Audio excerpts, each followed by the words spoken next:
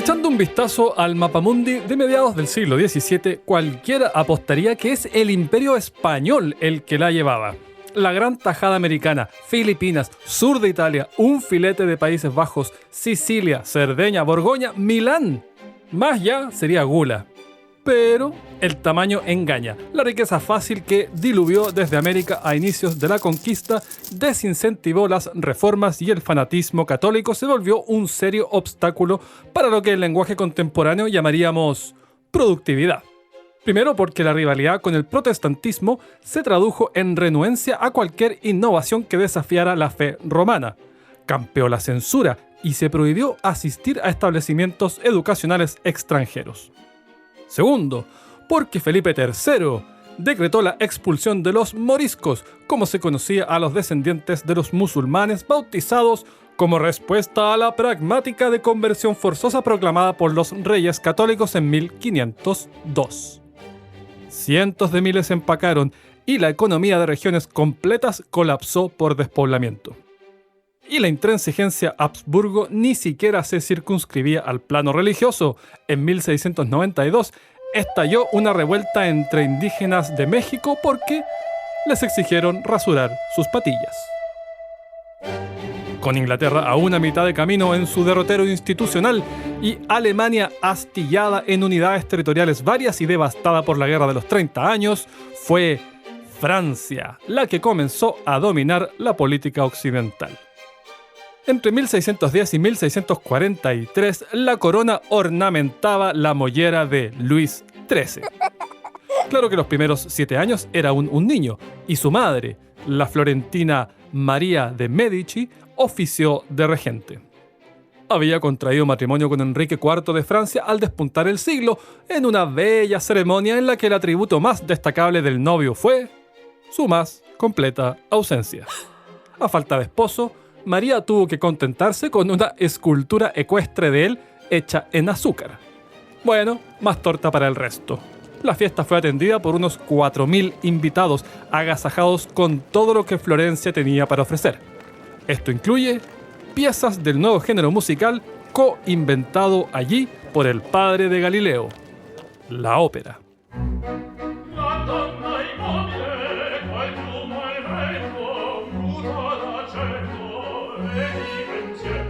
Luego los invitados se sentaron, desdoblaron sus servilletas y vieron volar a los pájaros cantores. Añadir aves vivas en un pastel era una forma de entretenimiento no tan rara. Un libro de recetas italiano de 1549 describe el truco para mantenerlas con vida. El arquitecto del absolutismo Borbón, en todo caso, no fue Luis, fue el cardenal Richelieu, aquel curita a quien vimos en el episodio 45 maquinando durante la Guerra de los 30 años y a quien Alejandro Dumas inmortalizó en Los Tres Mosqueteros, muchas veces llevada al cine. Disculpad mi retraso, Majestad. Estaba atendiendo un importante asunto de Estado. En calidad de primer ministro, la eminencia roja pulverizó cualquier asomo de oposición interna y demolió los castillos de la nobleza feudal. Solo libró de aquel estropicio a aquellos que resultaban útiles para fines defensivos. Doblegó a los hugonotes por fuerza, pero no vaciló en aliarse con los protestantes suizos para enfrentar a la católica España. Denme 6 líneas escritas por la mano del más honesto de los hombres y hallaré de qué ahorcarlo. Se dice que pregonaba una enfática manera de aclarar que primero venían los intereses y mucho después las lealtades. Fundó la Academia Francesa, sí, la del diccionario, y ni la cocina escapó a sus órdenes. Impuso por ley el cuchillo de punta redondeada con que hoy comemos, en parte harto de ver a sus invitados limpiarse los dientes con los filos y en parte para evitar asesinatos en las comidas. El diseño se popularizó con rapidez en toda Francia y de allí se extendió a otros países. Lo más difícil en la gestión política del cardenal fue la tarea de asegurar un sucesor.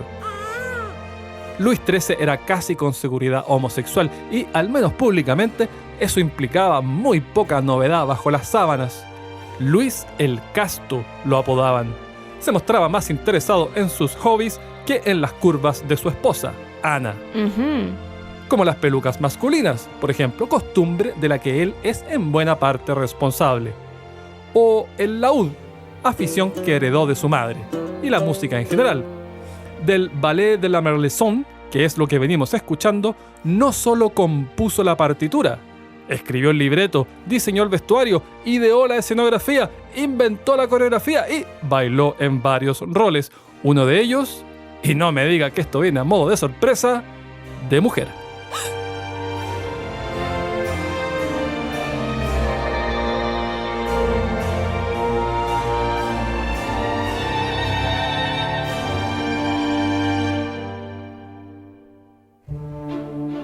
Tras más de 3 años de matrimonio sin consumar, no quedó más que arrastrar a Luis al lecho. Más bien a contrapelo, más interesado en jovencitos como Henrique Uffier de Rus, embarazó a Ana 4 veces, origen de 4 pérdidas. Al fin, en 1638, tras 23 años de matrimonio, Ana parió un espécimen en una sola pieza. Varón más encima, así que había heredero. Y vaya heredero, el futuro Luis XIV. A ojos del pueblo francés, casi un milagro. Luis dado por Dios, lo llamaron. Al poco andar, el rey notó que su fecha de vencimiento se aproximaba y decretó que en caso de muerte se conformaría un consejo de regencia con Ana a la cabeza. Lo normal habría sido que ella asumiera como regente por sí sola mientras el heredero maduraba, pero el rey desconfiaba de ella. Sucede que Ana de Austria era extranjera. Bueno, era cosa de prestarle atención al nombre. Sabía que me ibas a decir eso. No era austríaca, era españolísima, bautizada como Ana María Mauricia. Luis XIII, en efecto, sucumbió ante la tuberculosis intestinal y al heredero se le vino el trono encima con 5 añitos de edad. El Consejo de Regencia saltó al ruedo. Ana nombró como ministro principal al cardenal Giulio Raimondo Mazzarino, castellanizado Mazarino, cuya nacionalidad omitiré para no insultar su intelecto. ¿Es una trampa? No, te juro que aquí no. Entre las primeras medidas bajo la administración del Consejo estuvo la fundación de Cayena, en una esquina sudamericana más bien desatendida por españoles y portugueses. Si bien hubo varios cambios de manos en los siglos posteriores, esa acometida inicial explica por qué cuando a usted le pregunten ¿cuál es la frontera más larga de las 10 que comparte Francia?, la respuesta no es Alemania, ni España, ni Bélgica, sino Brasil. La Guyana francesa no es una colectividad de ultramar como la Polinesia francesa o San Pedro y Miquelón, sino parte hecha y derecha de la República Francesa, tanto como Occitania o Normandía, donde el croissant matutino se paga con euros y se maldicen los goles farreados por el Paris Saint-Germain. Por eso, le apuesto que no se ha fijado, el mapa de Europa en los billetes de euros incluye Guyana en un recuadro. Ok, nuevas playas tropicales y territorio idóneo para lanzar cohetes cuando empiece la era espacial. Pero el pueblo llano no estaba nada de contento con la nueva administración. Resentía la disminución del radio de acción de las Cortes Superiores de Justicia provinciales, el creciente poder de la monarquía y la alta tasa impositiva. París, perenne capital mundial de disturbios callejeros, estalló en protestas. Una turba de capitalinos vitriólicos irrumpió en el palacio y exigió ver a Luis XIV, entonces de 12 años, para comprobar que no se había marchado de París.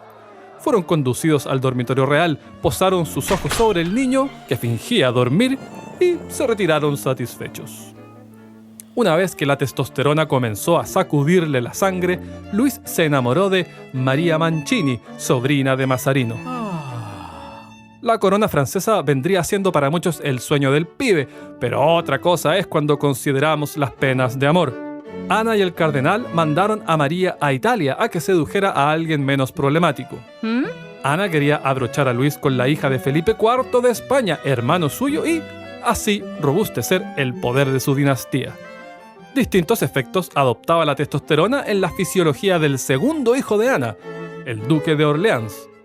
De modo de evitar rivalidades tempestuosas con su hermano mayor, como las que tuvo que soportar Luis XIII, Ana y Mazarino procuraron disuadir a este hijo menor de las actividades varoniles tradicionales, como las armas y la política, y lo alentaban a usar vestidos, maquillarse y, en general, disfrutar de los goces del mundo femenino. Mi pequeña niña, Le decía Ana de cariño.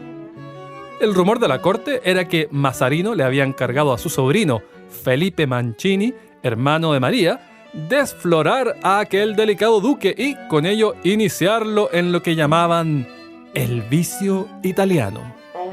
No podemos asegurar que Felipe haya sido su primer amante masculino, pero sí que podemos asegurar que luego no le faltaron. De adulto acudía a las batallas maquillado y empolvado, evitaba sombreros para conservar la figura de su peluca y... suerte la del duque de no inmiscuirse en política, porque álgida estuvo desde 1648. Un impuesto aplicado a los funcionarios judiciales de París suscitó renovadas rebeldías. Más aún, los revoltosos rechazaron los edictos tributarios anteriores, elaboraron un plan de reformas constitucionales que ponía coto al poder del rey y exigieron su promulgación. Mazarino arrestó a los líderes y París, como tantas veces, amaneció regada de barricadas. La Fronda se conoce a este movimiento insurreccional por el francés para ondas, los adminículos empleados por las turbas para romper los ventanales de Mazarino y compañía. El inicio de la Fronda coincidió con el fin de la Guerra de los 30 años y en adelante bandas armadas conformadas por veteranos fogueados por décadas de lucha aterrorizaron amplias regiones de Francia. Tras 5 años de desaguisados, la autoridad real logró al fin controlar la situación. Este intento por desafiar al rey acabó con los retadores humillados y el camino hacia el absolutismo más pavimentado que nunca. Mazarino murió en 1661 y Luis, entonces de 22, tomó las riendas de la nación.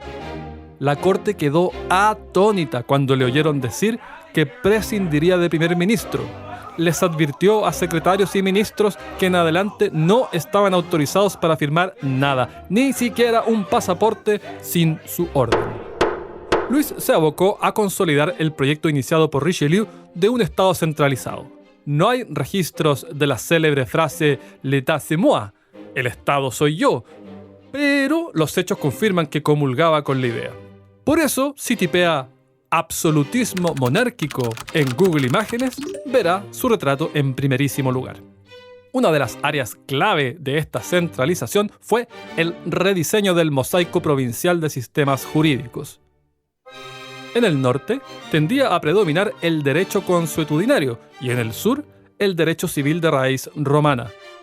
Luis impuso un solo procedimiento civil, base del Código Napoleónico, a su vez inspirador de muchos códigos legales modernos. Gobernaba como quien lo haría todo quien crea a pies juntillas que sus atribuciones gozaban de origen divino, y no de cualquier dios, ni siquiera de una variante del suyo. En forma gradual fue constriñendo los derechos de los hugonotes, los mismos que tanta sangre había costado acordar tras décadas de guerras religiosas. Comenzó con incentivos económicos a la conversión. Dado su escaso efecto, dio paso a la destrucción de iglesias y al cierre de escuelas. De ahí escaló a las dragonadas. Soldados regulares acosaban a los hugonotes dentro de sus casas para persuadirlos de convertirse al catolicismo o bien de emigrar. Entre quienes optaron por lo segundo estuvo la familia Boycott, que cruzó la Mancha. Con el tiempo, el apellido derivó a Boycott. Uno de sus miembros, Charles, mostró particular inclemencia hacia los morosos de sus propiedades en Irlanda, encendió con ello un levantamiento y dio así origen al sinónimo de sabotaje. Con el poder tan concentrado en un solo hombre, nada era tan valioso como vincularse con él. Por eso, uno de los eventos más cotizados a los que podían aspirar los empolvados nobles era la levantada real. Era una surrealista escena que comenzaba cada mañana a las 8 en punto. Tras la visita del primer médico y el primer cirujano, seguían 3 pomposas etapas: entrada grande, entrada primera y gran levantada. Una centena de ministros, altos dignatarios y nobles que pagaban por el privilegio entraban sucesivamente en la alcoba mientras su Alteza era lavado, peinado y afeitado. El mayor honor era sostener las mangas de la camisa recién entibiada para facilitar el ingreso de los brazos reales. Inmejorable oportunidad de compartir una que otra palabra en privado con el soberano y practicar política matutina. El proceso inverso, la acostada, acaecía cada noche. Otra ocasión para intimar era el momento de la excreción, que no era, a ojos de Luis, excusa para descuidar sus reales deberes. Hacen nata los testimonios de diplomáticos que limpiaron sus posteriores durante audiencias o de sirvientes acarreando aromáticos bacines en frente de invitados ilustres. Estas actividades, por cierto, no tenían lugar en París. En gran medida a causa del trauma de La Fronda, Luis buscó alternativas fuera de la capital. Ahí emergió la opción de Versalles, un modesto reducto de piedra y ladrillos rojos donde su padre pernoctaba cuando no alcanzaba a volver a palacio tras sus jornadas de caza. La transformación de ese pequeño coto en un cíclope inmobiliario comenzó un buen día del verano de 1661.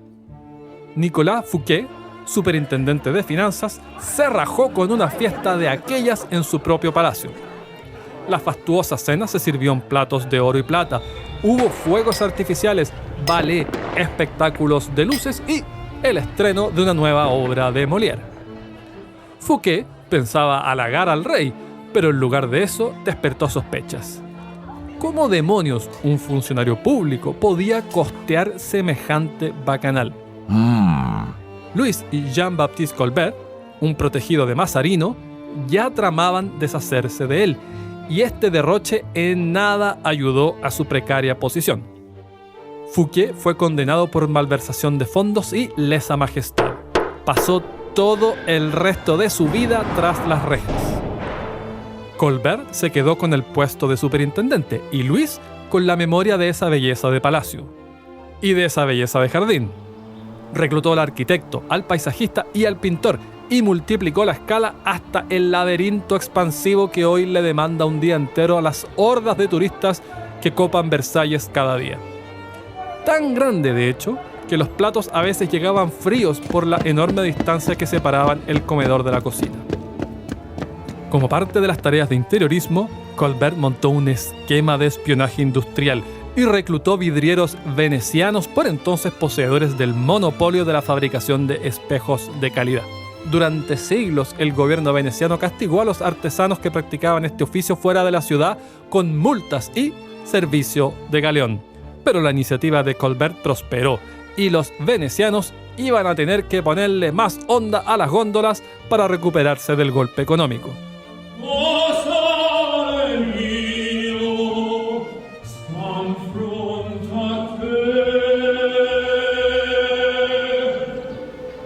Los jardines crecieron al ritmo de la ambición de Luis, al punto que hoy ocupan 800 hectáreas, 2,7 veces el Central Park neoyorquino. Si a eso le suma 50 fuentes con 620 chorros en total, ya imagina la pesadilla que es hidratar todo eso. El recinto consumía más agua que todo París. Hubo que idear un magno armatoste de madera con 14 gigantescas ruedas y 250 bombas que, a diario, succionaba unos 3.200 metros cúbicos desde el Sena. Levantaba el agua a 162 metros y desde esa altura era luego posible transportarla 7 kilómetros hasta el Edén Verde de Versalles. La máquina se volvió una de las atracciones turísticas estrellas de Francia. Y pese a todo este esfuerzo, el agua solo alcanzaba para mantener en funcionamiento fuentes visibles desde Palacio y ni siquiera las principales podían operar non-stop. Para las fuentes en posiciones secundarias del jardín, Colbert ideó un sistema de señales con silbatos. Se iban encendiendo y apagando conforme el rey se acercaba y alejaba. De modo que resolvieron traer agua de otro río a 160 kilómetros. Más de 20.000 soldados participaron en la construcción, hasta que estalló la Guerra de los 9 años, en la que Francia enfrentaba a una coalición conformada por las principales potencias de Occidente y Resulta que una 10ª parte del ejército trabajaba en este canal. Ahí ya no quedó otra que abandonar, y el acueducto nunca se terminó. Cualquiera podía visitar el palacio y sus jardines, siempre que vistiera a tono. A los hombres se aconsejaba llevar sombrero y espada, y quienes carecieran de estos accesorios básicos del buen vestir podían arrendarlos en conserjería. Atraer a los nobles a esta ciudadela probó ser una excelente manera de mantenerlos bajo control. Buena parte de la antigua aristocracia militar, la nobleza de la espada, estaba convertida en mera intermediaria ceremonial de la monarquía, y así difícilmente iban a ensuciar neuronas maquinando altercados políticos de pésimo gusto como aquellos de la fronda. Cada uno de estos sujetos contaba con habitación y llaves propias, con lo que Versalles era más hotel que palacio. Dice el historiador Philippe Mansell que este espacio devino en una combinación irresistible de mercado matrimonial, agencia de empleo y capital del entretenimiento de la Europa aristocrática, que contaba con el mejor teatro, ópera, música, juegos de azar, sexo y, lo más importante, casa. Complemento entonces. Hotel all inclusive. Versalles le daba además espacio a Luis para cobijar el grueso de su colección de 413 camas, de al menos 25 tipos diferentes, y la Real Casa de las Fieras, donde los intelectuales de Europa podían admirar avestruces, loros, un elefante y un dromedario, entre muchos otros. Desde luego, no vaya usted a confundir este ánimo de impresionar con genuino amor por el reino animal. Era costumbre quemar una canasta, barril o saco lleno de gatos vivos que se colgaban de un mástil alto en medio de la hoguera. A veces se quemaba un zorro. La gente recogía las brasas y las cenizas del fuego y se las llevaban a casa, creyendo que traían buena suerte. Los reyes franceses a menudo presenciaban estos espectáculos e incluso encendían la hoguera con sus propias manos. En 1648, Luis XIV, coronado con una corona de rosas y con un ramo de rosas en la mano, encendió el fuego, bailó y participó del banquete después en el ayuntamiento. Con la política estabilizada dentro de los confines de esta jaula de algodones, Luis pudo administrar Francia con cierto grado de paz interna. Una de las consecuencias fue que pudo darse el tiempo de patrocinar a científicos y artistas. En 1666, al mismo tiempo que al otro lado del canal Newton vivía su año milagroso, el rey Sol fundó la Academia de Ciencias de Francia. Giovanni Domenico Cassini ofició de astrónomo y astrólogo real y cofundó el Observatorio de París. Su método para determinar la longitud permitió medir con precisión el tamaño de Francia. Considerablemente más pequeño de lo esperado, Luis comentó que Cassini le había quitado más reino de lo que él había ganado en todas sus guerras. Otro italiano, químico en este caso, viajó hasta los aposentos del patrón de conocimiento más poderoso de Europa para ofrecerle un esquema de protoarma biológica. El rey se rehusó, pero le pagó un salario vitalicio con tal de que nunca revelara la tecnología a ninguna de las casas reales de la competencia. A Luis de Bechamel, su maestresala, le comisionó la fundación de la Academia de Ciencias, Letras y Artes de Angers. Después de ese mérito, Bechamel nunca imaginó que su nombre quedaría atado a una salsa que con suerte perfeccionó, porque el verdadero inventor fue François-Pierre Lavarenne, principal responsable de que hoy los sazonadores por defecto sean solamente sal y pimienta. En su influyente libro El cocinero francés, Lavarenne rompió con la tradición medieval de especias a destajo en favor de lo que ofrecían los ingredientes naturales, con la expresa excepción de la sal y la pimienta, cuyo picor proporcionaba el toque suficiente sin abrumar los sabores subyacentes. El rey mismo era quisquilloso de paladar, distante de esas vulgaridades sobrecondimentadas por las que en siglos pasados se descubrieron continentes y se libraron guerras, como hemos visto en varios episodios pasados. Consciente de tan alta vara de exigencias gastronómicas, François Vatel, mayordomo de Luis de Borbón, no pudo soportar que, mientras preparaba el banquete que su jefe le ofreció al rey, el arribo del pescado se atrasara más de lo admisible. Se quitó la vida de un espadazo en el estómago. Su cadáver sangrante fue descubierto cuando alguien fue a avisarle que el bendito pescado había llegado por fin. Y en lo referido a las artes, pues para eso tendrá que esperar el próximo episodio, segundo y final sobre el absolutismo Borbón.